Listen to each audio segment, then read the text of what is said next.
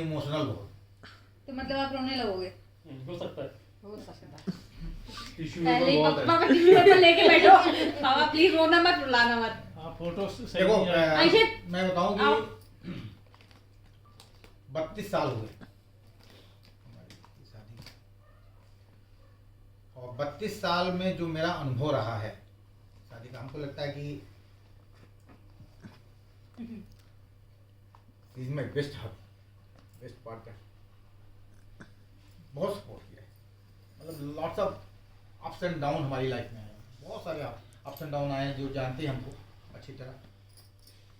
दीपक जानते हैं, बबू जानते हैं। जो मैंने इस पूरे लाइफ में एक्सपीरियंस किया है एज ए हस्बैंड वाइफ, बच्चे तो बात की देन है कि हम लोग इस समय में क्या था कि ज़्यादातर लड़कियां जॉब नहीं करती। आपकी मदर भी आप देख लो, वो करती थी, बाद में छोड़ के आ गई, लेकिन एक प्रकार से फुल टाइम आपको दिया। तो हम लोग इस समय में समस्याएं दूसरे प्रकार की थी और उसका हम लोगों ने सामना किया। और उसका सामना करने का जो सबसे पहला अनुभव हम अब आपको डिस्कस कर रहे हैं कि एक पार्टनर की समझदारी जो है इस मतलब पाथ को आगे बढ़ाने में बहुत सहायक होती है। कोई एक पार्टनर, कहीं पे हस्बैंड को थोड़ा झुकना पड़ जाता है, कहीं पे वाइफ को थोड़ा झुकना पड़ जाता है, बिकॉज ऐसा शायद ही कोई घर हो जहाँ पे हस्बैंड वाइफ के बीच तकरार ना हो। कोई भी घर हो, हमको लगता है कि आपके बीच में भी कभी न कभी तकरार होती है, लेकिन अच्छा यही होता है कि उसमें कोई एक अगर जो है अपना वो दिखाए, क्या कहना चाहिए, समझदारी दिखाए, तो बाद में जो अच्छा एक चीज़ और है, जब आप कुछ गलत करते हो, चाहे गुस्से में कर रहे हो, चाहे सोच समझ के कर रहे हो, आपको 100% पता चलता है कि आप गलत कर रहे हो। आप कहीं ले लो, नौकरी में ले लो, फैमिली लाइफ में ले लो, आप अपने बच्चे को डांट रहे हो हैं, तो आपको पता रहता है कि आप गलत कर रहे हो, लेकिन उस समय कुछ ऐसा आवेग होता है, कह लीजिए कि लोग डॉक्टर लोग कहते हैं कि कुछ ऐसा नस का प्रभाव हो जाता है विषैला, कि आपको उस समय थोड़ा सोचने समझने की शक्ति कम हो जाती है। जानते हुए भी कि आप गलत बोल रहे हो, आप गलत बोल जाते हो, और उसका बाद में आपको पछतावा भी होता है। तो जो मैंने एक्सपीरियंस किया कि मैंने भी बहुत गलत किया, गलत बोला है, लेकिन बच्चों को, अच्छा मैं गुस्सैल बहुत था, बच्चों को बहुत हमने मारा है। इला और हर्षित बहुत मार खाए, आयुष कम मार खाया है। झूठ मैंने खाई, केवल मार मैंने खाई है। तो लेकिन ये है कि जब मैं मार देता था, भले ही गलती हो या ना हुई हो, कभी कभी बिना गलती के ज्यादा सारा गुस्सा तो मेरे पे उतर जाता फिर था। बच्चों के साथ लिपट के तुरंत ही इनके रोते में मैं इनसे लिपट के रोता था। फिर मैंने माफी भी मांगी है बच्चों से। जितना ये रोते उससे ज्यादा मैं रोता था, मुझे लगता था यार मैंने मार दिया बच्चों को। तो मैं भी बहुत रोया हूँ, ऐसी बात नहीं इनके साथ, और उसी समय रोया हूँ। ये नहीं कि मतलब समय बीतने के बाद रोया हूँ। और सबसे बड़ी खास बात इनकी रही कि इन्होंने कभी किसी काम, मतलब किसी चीज़ के लिए हमें प्रतिरोध नहीं किया, चाहे वो थोड़ा गलत हो गया हो मेरे से या सही काम रहा हो। इन्होंने हमेशा मेरा साथ दिया, हमेशा मेरा। कई बार ऐसी अवस्थाएं जो बच्चे जानते होंगे, हमने एक आध दो बार कहा भी है कि हमें लगा यार मैं तो जीवन में फेल हो गया। डिफेंस की नौकरी छोड़ के आया, 2-3 बिजनेस किए, वो फेल हो गए। जॉब लगी, उसमें भी कहीं थोड़ा सा फेल का संभावना बन गई। एक समय ऐसा भी आया कि मुझे लगा यार मैं तो सबसे यूजलेस फेलो हूँ इस पूरे वर्ल्ड में, कि जो अपने परिवार का ध्यान नहीं दे सकता, मैं अपने परिवार को नहीं पाल सकता। तो उस समय बड़े अजीब से ख्याल है जो आपके जीवन में हो सकता है। ऐसा कोई पल आए तो आप उसको याद रखना कि पापा जी ने ऐसा बोला या जीजा जी ने ऐसा बोला। आप लोगों के लिए भी है, आप लोगों के लिए भी है कि आगे फ्यूचर में आप लाइफ बनाओगे तो ऐसा आएगा कि भाई मौसा जी ने कुछ बोला, कि जहाँ पे मुझे लगा कि मैं आत्महत्या कर लूँ, वो स्टेज भी थी। उस समय सबसे ज़्यादा सपोर्ट किया तो जिन्होंने समझा नहीं हम सफल होंगे, क्यों नहीं सफल होंगे, हम होंगे, आगे बढ़ेंगे, आज नहीं तो कल होंगे, ये होंगे जरूर।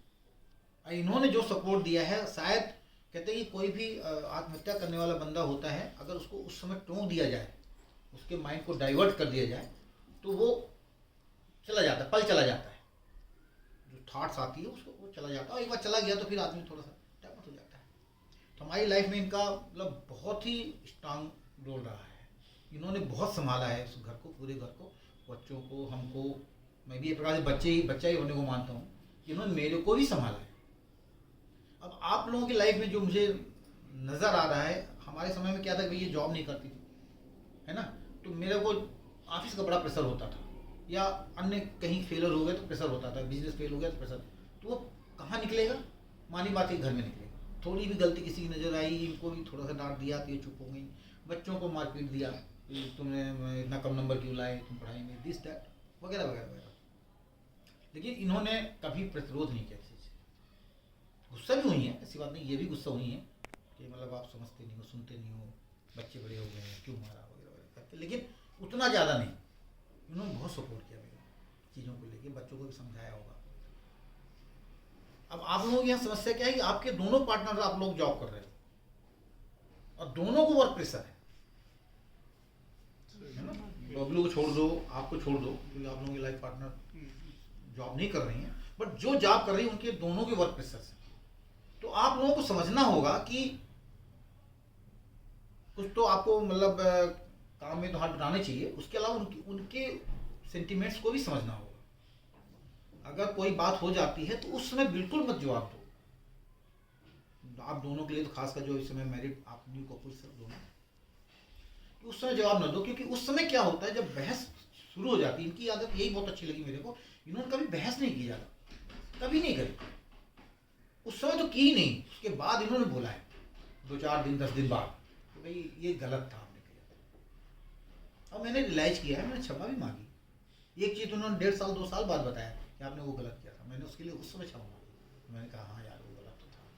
मैं सोच भी रहा था कि तुमसे कैसे कहूँ, मेरी हिम्मत नहीं हो रही कि तुमसे क्षमा मांगने कि कैसे मांगूँ तुमसे। अब तुमने बात छेड़ी है तो आई एम रियली सॉरी यार। तो आप लोगों के यहाँ क्या है कि देखो, दोनों में ईगो होगा, हस्बैंड में भी होगा, वाइफ में भी होगा, बिकॉज दोनों अर्निंग मेंबर्स, पहली चीज़। दूसरा चीज़, दोनों जो हैं वर्क प्रेशर से लदे हुए हैं। आपका जोमेटो का वर्क प्रेशर है, उसका जिस्सू का है, वो सॉरी फाइजर का है, उनका मैक्स लाइफ का है, उसका टीचिंग का है, टीचिंग में भी बहुत प्रेशर है उसको। कहीं मतलब ये फीस नहीं आ रही तो उसको भी बोलना है, उनको पेरेंट्स को समझाना है, या मतलब किसी को कोई कंप्लेन आ गया टीचर का तो उसका भी बहुत वर्क प्रेशर है। तो समझना होगा आप लोगों को अपनी ज़िंदगी में अपने पार्टनर को कि उसकी फीलिंग क्या है। उसने अगर ये बात कह दी तो उसका क्या मतलब था। हो सकता है कि उस समय आपको मतलब गलत समझ आ रहा हो, लेकिन जब आप 2-4 दिन बाद सोचोगे तो आपको मतलब समझ में आएगा कि उसका बोलने का मतलब क्या था।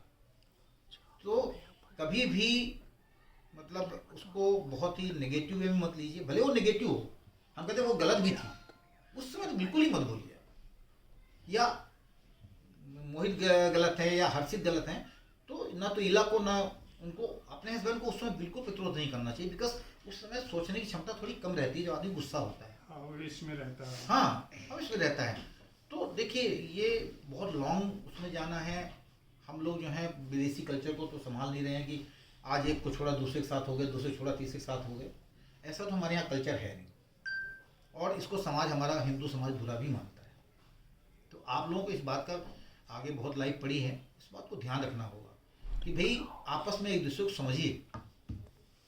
मतलब कहीं भी जो है मतलब आवेश में मत आ जाइए, कोई गलत स्टेप मत उठा लीजिए, है ना।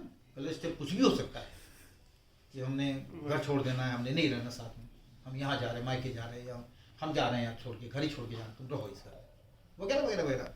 ये फिल्मों में चलता है, बट रियल लाइफ में, हमारे हिंदू लाइफ में ये सही नहीं है कि भाई आप छोड़ दो। क्योंकि आप अपने आप को अकेला मत समझो कि आप 2 ही के हो। आज आपके बच्चे नहीं हैं, 2 ही हो, आपके माँ बाप आपके साथ जुड़े हुए। आपको थोड़ा भी दुख होगा तो आपके माँ बाप को दुख होगा, आपकी बहन को दुख होगा, या इला के माँ बाप को दुख होगा, इला के भाई बहन को दुख होगा।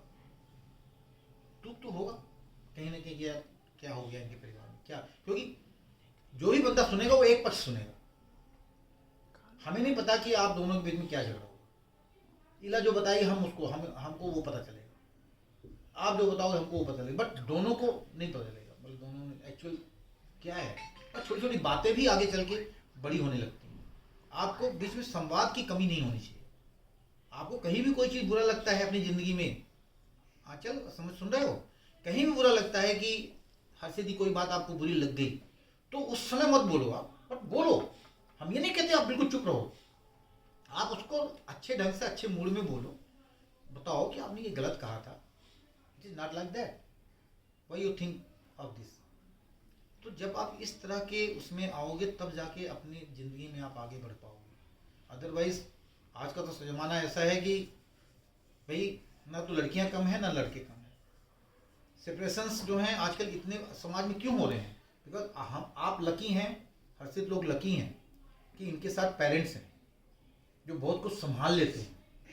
बट जो लोग मतलब न्यूक्लियर फैमिलीज टाइप के हैं कि जहाँ पे मियाँ भी दोनों नौकरी कर रहे हैं, हैदराबाद जाके शिफ्ट हो गए या बेंगलोर जाके शिफ्ट हो गए, माँ बाप नहीं जा पा रहे हैं किसी कारणवश, वहाँ पे उनको उनके बीच में बड़ी ईगो आ जाती है। किसी कभी पार्टी को लेके आ जाती है, कभी ये तुम्हारा बॉस जो है रात को 10 बजे क्यों फ़ोन कर रहा है, 11 बजे क्यों फ़ोन कर रहा है, 12 बजे, ये what is this not family life. But उसको हस्बैंड को फ़ोन आएगा तो वो ले लेगा, अरे भाई वर्क प्रेशर है। वाइफ को फ़ोन आएगा तो भाई they are disturbing you have a family. ऐसा नहीं होना भाई। आज नौकरी इस प्रकार की है कि प्राइवेट नौकरी एक क्षण में वो कहते हैं भाई नोटिस लो 2 महीने 3 महीने की, भैया जाओ नमस्ते, नहीं रखना 3 महीने की इकट्ठी पेमेंट कर देंगे, जाओ ढूंढते रहना तुम जहाँ पर। तो बी केयरफुल, अपना अच्छा जीवन यापन आप लोग करो। हमारे लोगों की पूरी दुआएं हैं। हम तो भाई 32 साल में हम तो वाकई इनका बहुत ही शुक्रगुजार हैं। हम तो बार बार कहते हैं, इतना शुक्रगुजार है कि मतलब हमको नहीं लगता कि मतलब ऐसा लाइफ पार्टनर अगर सबके पास हो कभी वो नहीं होगा, दुख तकलीफ नहीं आएगी। थैंक्स फॉर अटेंडिंग ये हमारा शादी का वो, और बहुत बहुत धन्यवाद आप सब लोगों का। तुम कुछ कहना चाहती हो?